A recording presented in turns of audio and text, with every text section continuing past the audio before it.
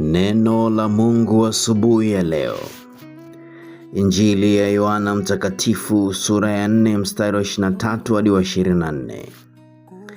Lakini saa inakuja, nayo saa ipo, ambayo wamwabudu halisi watamwabudu Baba katika roho na kweli.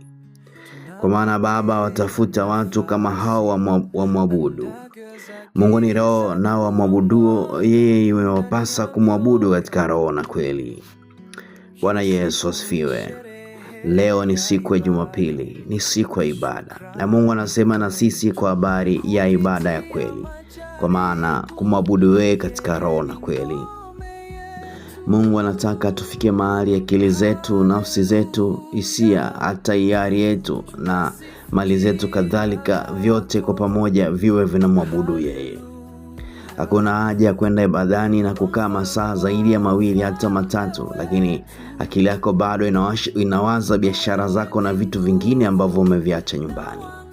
Hiyo ibada hivyo Mungu haipendi. Yamkini hiyo ndio ibada ya sanamu. Lakini ile ibada ya kweli ambayo Mungu anaitamani ni ile ibada ambayo tunampa tukiwa tunamaanisha.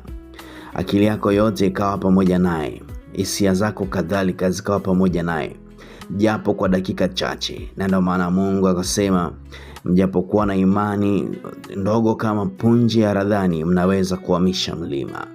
Maana nini? Mungu anahitaji wakati unavomwabudu basi uwe pamoja naye, na kila concentration yote iwe pamoja naye.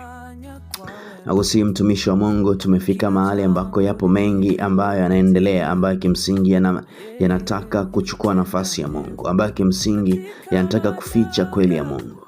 Lakini katikati yetu naamini wapo ambao wanatamani na wanaofanya ibada za kweli. Basi ibada ya kweli ifanye, kwani hao wachache ambao wanafanya ibada ya kweli inatosha kwa wengine ambao hawafanyi ibada. Amen.